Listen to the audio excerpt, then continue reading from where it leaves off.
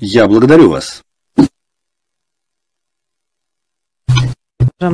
Men Täjegül Begmetova, insan haklarını goraýjy, Türkmen Helsinki fondunyň ýolbaşçysy. Mümkin bolýança gymmatly wagtyňyzy tyşytlamak üçin gyzga eplemäge çalışaryn. Esasy mesele geçdik. Şu neçenli Türkmenistan hakda gurrun gozgalanyna çyna tutulman gelýär. Bizem dama goýsana beýbe, dogrudanmy? Şeýle de bolup bilermi diýen ýaly ýumura ýurulan jogaplary eşitip gelýäris. Hakykatda Türkmenistanda höküm sürýän awtoritar rejim döwletiň hal ýagdaýyny yalan el ýüzi bilen saklap gelýär. Esasan hem siziň döwlet ýaly demokratik döwletlerden döwletiň içinde dören krizisi gizli ýagdaýda saklamak üçin durly hokolary ýüzürýär. Krizis bir pursatda ýa-da tötenleýin döremedi. Ol krizis Türkmenistan döwletine 30 ýyldan bäri dowam edip gelýär. 20 ýyldan gowrak wagt bäri biz öz guramamyzy, öz watanymyza resmi ýagdaýda ikrar etdirmek üçin görüşýäris. Gynansak da biz gollaw göremzok. OBS döwletleri hatta gollaw berenok. Resmi tarapdan döwletiň haqqy, hukugy bar, status derejesi ýol berýär diýen ýaly jogaplar bilen ýüzsowma edýärler. Biziň teklifimiz aýdanlary nazarda tutup Türkmenistan bilen diplomatiýa işlerini duruzyň. Öz hökmranlygyňyzdan peýdalanyp Türkmenistan bilen ähli uğurlarda we pudoklarda hyzmatdaşlygy durduryň. Wagtynda üns berilmese Özbegistan, Belarusiýa ýaly krizis çekýän döwletleriň sany artar. Şonuň üçin hyzmatdaşlykdan yüze uğrun. Bu birinci. İkinci, yakınlı OBS guramasynyň wekilleri Türkmenistana iş saparyna boldy. Hasabat bermeklerine göre habarçylar we NPO döwlete değişli däl wekilleri bilen görüşdiler. O nähili guramalar? Türkmenistana olar barmy näme? Dünýä guramalarynyň belliň wekilleri var. Olar hem öz nowatyny Türkmenistan hökümetiniň awtoritar diktator rejimini gollamak üçin tagalla barny edýärler. Türkmenistan başçylarynyň okayan goşgudur aýdymlaryna bökjekläp tanys edýärler. Olar öz hukuklarynyň peýdalanyp tanqid etmekden geçen, hatda ýüzüne seretmekden, dem almakdan, nämakul soraglary vermekden gorkýarlar. Ýyllar boýy uğradylýan gözegçiler öz wezipelerine göre hereket eden oklar. Hamala Türkmenistana gelenne myhmançylyga gelen ýaly gelýärler. Öý ýesiniň myhman söýerli ýüzi üçin Türkmenistanyň hakyky global dünýäwi ykdysady krizisleri hakda gyzyklanmaýarlar. Şol sebäpli ýyllardyr Türkmenistana hal ýagdaý ütgän ok. Şonuň üçin dünýä ýakasyny tanadan diktator bilen ähli uğurlarda gatnaşygy, hatda salamlaşmagy durduryň. Thank you.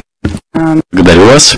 Рука слева от меня. Вы имеете слово. Пожалуйста, у вас 4 минуты. Спасибо, модератор. Anna Durdu Hacıyev. Adam hukukları boýunça Türkmen Helsinki gaznasy Türkmenistanda söz azatlygy we metbuat azatlygy barada gürleşmek gaty kyn we bir tarapdan gaty aňsat. Näme üçin? Sebäbi Türkmenistanda beýle zat ýok. Serhetsiz habarçylar we ol ýerde gözekçilik etýän beýleki guramalar üçin metbuat azatlygy reytinglerinde Türkmenistan soňky orunda durýar. Duve, Haristi, Matoviç, Arlena Deseranyň döwründen bäri diňe şeýle sözler eşitýär. Gynanýarys, duýgudaşlyk bildirýäris we ýagdaýyňyzy düşünýäris. Önsüňizi çekmek isledik zatymyz şeýle. Bularyň ählisi Türkmen metbuatyna değişli. Ýöne gynansak da bu uzak wagtyň dowamında Türkmenistanda hiç ýyly özgerişlik bolmady. OBS-niň Türkmenistandaky bölümi jurnalistler üçin türlü seminarlar, türlü okuwlar gurnaýarlar. Emma bu jurnalistleriň hemmesi hökümet tarapdary we olar häzirki rejimi goldap açaçan wagys edýärler. Häzirki wagtda kakasy we ogly Türkmenistanda häkimiýeti dolu el aldylar. Ogly prezident we häkimiýetiň ýerine ýetirjisi boldy. Kakasy osa mejlisiň başlygy boldy. Aslynda metbuatda hökümeti goldap edilýän wagızlaryň ählisi goşadyrnak içinde hamana Türkmen halkynyň arzuwy bolup durýar. Gynansagyň OBS-niň metbuat azatlygy boýunça wekilleri Türkmenistanda bar, emma edilýän işleri asla görünmeýär. Bagyşlan, ýöne bu tasdiklanylan we barlanylan hakykat. Türkmen jurnalistleri kändäl, adam hukuklaryny goraýjylary we daşary ýurtlara hasabat berýän Türkmen blogerleri we aktivistleri şeýlelikde öz janyna howp salýarlar. Olary urýarlar, gynayarlar, hatda öldürýärler. Şol bir wagtyň özünde Ýewropa Birleşigi we beýleki guramalar dymmaga dowam edýärler. Diktatorlar Germaniýa, Awstriýa, Fransiýa ýaly döwletlere gelenlerinde kanslerler we prezidentler bilen duşluk geçirende ol diktatorlara ýakymsyz we maňyzyna batmaýan soraglar bermek gadagan edilýär. Biz ine şu zat azatların neticelerini görýäris. Bu yerde uruş barada gurrun gidip dur. Emma uruş 1991-nji ýylda Sovet Soýuzy dargan soň demokratiýa we söz azatlygy söwüşi başlandy we şol pursatda diktatorlar häkimiýete geldi. 30 ýylyň dowamında biz olara ýalwaryp gelýäris we ýene-de ýalwaryp gelýär. Tanklar düýün penjerelerimiziň aşagyndadyr. Bugün Ukrainanyň we